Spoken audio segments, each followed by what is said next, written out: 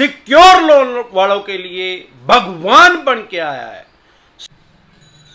Hello साथियों, मैं अमरदीप कादियान। नमस्ते, प्रणाम, सलाम वालेकुम, सत श्री अकाल, जय मसीह की, राम राम जी, जय माता की, जय हिंद, जय भारत, जय ससुराल वालों की। साथियों, आपका स्वागत है डिसेंट फैमिली में। साथियों, आज हम बात करेंगे कि डीआरटी कैसे सिक्योर लोन वालों के लिए भगवान बन के आया है। साथियों, डीआरटी में जा कौन सकता है? सबसे पहले तो डीआरटी कोड का ही नाम होता है। अगर आपका कोई सिक्योर लोन है मकान, दुकान, फैक्ट्री, कारखाने का, और भगवान ना करे आपकी ईएमआई डिफॉल्ट हो गई है, तो कोई भी बैंक या एनबीएफसी कंपनी अगर जिससे आपने लोन लिया है, सबसे पहले 3 महीने के बाद आपके केस को एनपीए में डालेगा। कुछ एनबीएफसी कंपनी ऐसी भी हैं हमारे देश में जो काम कर रही हैं, वो डायरेक्ट ही एनपीए में डालने के बगैर ही सोचते हैं आम आदमी को कानून का, राइट्स का अपने पता नहीं, सीधा ही सरफेसी एक्ट के तहत उसके पास नोटिस भेज देते हैं और पोजेशन का नोटिस भेज देते हैं, उसके पास ऑक्शन का नोटिस भेज देते हैं। ऐसे किसी भी बैंक या एनबीएफसी कंपनी के पास कोई राइट्स, कोई अधिकार नहीं है कि डायरेक्ट आपके मकान की ऑक्शन कर दे, बोली कर दे। 1-2 ईएमआई डिफॉल्ट होने पे जो नियम है उसके अकॉर्डिंग चलना पड़ेगा। अब वो कहते हैं कि लोग कहते हैं सर हमने 50 जगह साइन किए हुए हैं। अरे चाहे 500 जगह साइन कर रखे हो भैया, डेमोक्रेसी है, वर्ल्ड की बिगेस्ट डेमोक्रेसी है, दुनिया का सबसे बड़ा लोकतंत्र हमारा देश है। यहां कोई तालिबानी शासन लागू नहीं हो रहा है कि आदमी तालिबानी आ गए हैं कि सरिया कानून यहां पे लागू हो जाएगा। यहां पे तो भाई प्रधानमंत्री, राजा भी जो हमारे देश में बनते हैं वो 5 साल के लिए होते हैं। प्रधानमंत्री जी भी 5 साल के बाद जनता जनार्दन चाहे तो उनको उठा सकती है, चाहे तो उनको रख सकती है। हमारे यहां कोई ऐसा परमानेंट राजा नहीं है, क्योंकि यहां डेमोक्रेसी है, यहां जनता जनार्दन की चलती है। साथियों, यहां पे कोर्ट है हमारे देश में, लोअर कोर्ट से लेके माननीय सुप्रीम कोर्ट तक आप जा सकते हैं।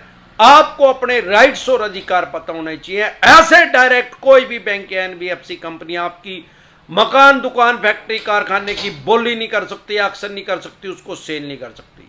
नियम क्या है? सबसे पहले 3 महीने तक आपका केस एनपीए में जाएगा। 3 महीने तक अगर आपकी ईएमआई डिफॉल्ट हुई, उसके बाद आपके पास बैंक या एनबीएफसी कंपनी नोटिस इशू करेगा, रिकॉल नोटिस। आपके पास सिंबॉलिक पोजीशन का नोटिस भेजेगा। आपको 60 दिन का टाइम दिया जाएगा, 60 डे का। मेरे देखने में आया है कुछ एनबीएफसी कंपनी ऐसी भी हैं बीच में जो सिंबॉलिक पोजीशन का नोटिस तो इशू करती हैं, ये उसमें वो 60 डे का टाइम ही मेंशन नहीं करते, या डायरेक्ट ही फिजिकल पोजीशन का नोटिस इशू कर सकते हैं, देते हैं ऑक्शन का, उसके घर के बाहर लगा देते हैं। और कुछ तो ऐसे भी चवन्नी छाप हैं, लोगों के घर के बाहर पेंट ही कर देते हैं सीधा, भाई ये इसकी बोली होगी, ऑक्शन होगी। ऐसे किसी भी बैंक या एनबीएफसी कंपनी के पास कोई राइट्स नहीं आपकी सामाजिक प्रतिष्ठा को खराब करने के, आपके मकान, दुकान, फैक्ट्री, कारखाने के बाहर पेंट करके लिखने के। वो सिर्फ एक नोटिस चस्पा कर सकते हैं जिसके द्वारा आपको बताया जाए कि भाई ये प्रॉपर्टी जो है हम इसकी सेल करेंगे, ऑक्शन करेंगे, बोली करेंगे। लेकिन 3 महीने के बाद जब 3 ईएमआई डिफॉल्ट हो जाएंगे, 3 महीने के बाद आपको 2 महीने का टाइम देगा बैंक या एनबीएफसी कंपनी, सरफेसी एक्ट के तहत 13(2) का नोटिस देगा, 13(2) का।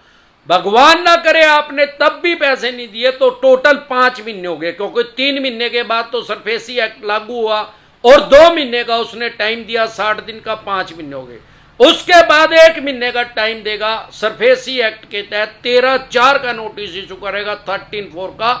फिर वो फिजिकल पोजीशन लेने के लिए ऑथराइज्ड हो जाएगा और आपकी प्रॉपर्टी को बेचने के लिए, ऑक्शन करने के लिए, सेल करने के लिए उसके पास पावर आ जाएगी। लेकिन ऐसा नहीं है कि आपके राइट्स और अधिकार सरफेसी एक्ट ने खत्म कर दिए हैं।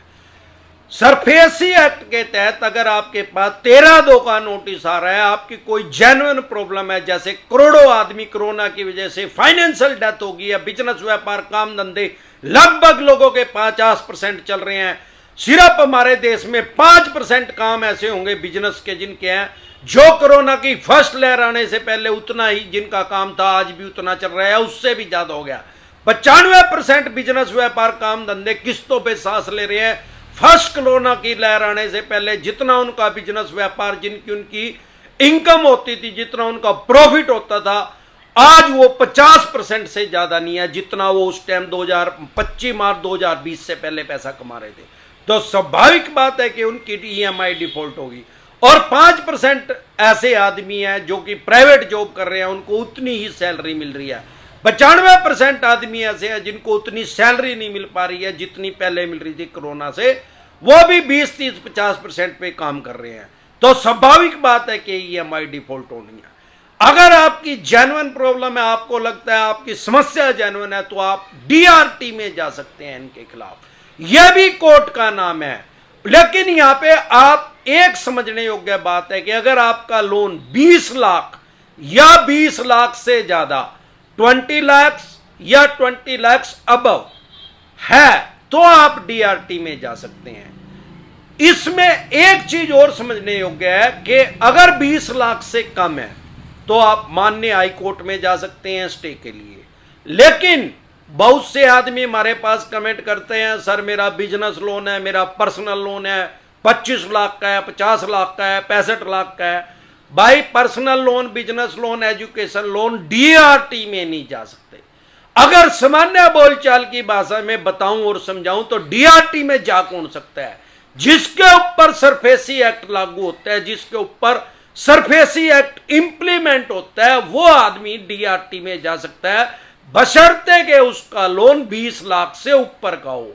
मतलब ये नहीं कि 20 लाख से कम आज बचा हुआ हो, उसने लिए 20 लाख या 20 लाख से ज्यादा हो, उसका लोन सैंक्शन जो है वो 20 लाख या 20 लाख से ज्यादा का हुआ हो, तो वो आदमी डीआरटी में जा सकता है। अब डीआरटी में जाने के लिए या तो आपकी लोन की ईएमआई 50% जा चुकी हो, या 50% भी नहीं गई है, तो भी आप डीआरटी में जा सकते हैं, अपील कर सकते हैं। वहां पे डीआरटी भी कोर्ट का ही नाम है हमारे देश में। अब डीआरटी में जो जज साहब हैं वो आपको आदेश दे सकते हैं कि 25% पैसे आप पहले जमा करवाएं तो आपका केस जो है कंसीडर होगा। अब स्वाभाविक बात है कि बहुत से आदमियों के 25% से ज्यादा जा चुकी है या 50% से भी ज्यादा जा चुकी है। ऐसा तो है नहीं कि कोरोना आते ही उन्होंने लोन लिया था या आज से 2 साल पहले ही लिया था। बहुत सी ईएमआई तो लोगों की जा चुकी है। अगर आप वहां से डीआरटी से संतुष्ट नहीं है तो आप डीआरएटी में जा सकते हैं। डीआरएटी से भी आप सर्टिफाई नहीं है तो आप माननीय हाई कोर्ट में जा सकते हैं। वहां से भी आप संतुष्ट नहीं है तो माननीय सुप्रीम कोर्ट में जा सकते हैं। आपके राइट्स और आपके अधिकार कोई भी बैंक या एनबीएफसी कंपनी खत्म नहीं कर सकता। हां, सावधानी हटी, दुर्घटना घटी। अगर आप लापरवाही करते हैं, 13/4 का भी नोटिस आ गया, सिंबॉलिक पोजीशन का भी आ गया, फिजिकल पोजीशन का भी आ गया, उसके बाद भी कोई भी बैंक या एनबीएफसी कंपनी आपकी फैक्ट्री, दुकान, मकान, कारखाने पे डायरेक्ट कब्जा नहीं ले सकती, तुरंत प्रभाव से नहीं ले सकती।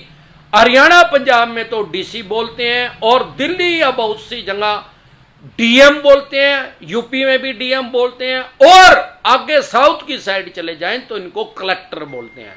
कलेक्टर साहब के आदेश लेके आने पड़ेंगे तब आपके फैक्ट्री, कारखाना, मकान, दुकान के ऊपर ये कब्जा ले सकते हैं, पोजीशन ले सकते हैं फिजिकल। अदरवाइज ये फिजिकल पोजीशन नहीं ले सकते। डीसी साहब के आदेश के बिना, उनके ऑर्डर के बिना आपकी प्रॉपर्टी को कब्जा ये ले नहीं सकते। अगर ये कब्जा भी ले चुके हैं और सारी प्रोसेसिंग कर चुके हैं और उसकी मकान की, दुकान की, फैक्ट्री, कारखाने की सेल भी कर चुके हैं, फिर आपके लिए डीआरटी के भी दरवाजे बंद हो जाएंगे। तो आप डरे, घबराए नहीं और ना ही देर करें। इसके अलावा अगर आप हमारे साथ टेलीफोनिकली जुड़ना चाहते हैं या पर्सनली मीटिंग करना चाहते हैं, फिर चाहे आपका लोन 2 करोड़ का है, 5 का है, 25 का, 50 करोड़ का है, जितने भी करोड़ का लोन से रिलेटेड कोई भी दिक्कत, परेशानी, आपको समस्या आ रही है, आपके पास सरफेसी एक्ट का नोटिस आया है, 13(2) का, 13(4) का, सिंबॉलिक पोजीशन का, फिजिकल पोजीशन का या अन्य किसी भी तरह का, सभी लोन से रिलेटेड डॉक्यूमेंट्स लेके आप मेरे से पर्सनली मीटिंग कर सकते हैं। पर्सनली सलाह ले सकते हैं, टेलीफोनिकली एडवाइस भी ले सकते हैं। उसका क्या प्रोसेस है, आपकी स्क्रीन पे कमेंट बॉक्स के अंदर नंबर आया हुआ है 9306347314। इस नंबर को सेव करके व्हाट्सएप मैसेज करें, तुरंत प्रभाव से रिप्लाई आएगा कि कैसे आप हमारे साथ टेलीफोनिकली जुड़ सकते हैं या पर्सनल मीटिंग कर सकते हैं। एक बात और समझ लें, अगर आपका एग्रीकल्चर लोन है तो आपके ऊपर सरफेसी एक्ट लागू ही नहीं होता। कोई भी चवन्नी छाप अगर आपको डरा धमका रहा है तो ये सारी बकवास कर रहा है टोटल। गाड़ी ट्रेनिंग डिसेंट एडवाइस लिख के वीडियो देख लें, आपको पता लग जाएगा किस तरीके से लोगों को डराते और धमकाते हैं। एक बार जोर से मिलकर नारा लगाएंगे, जय ससुराल वालों की।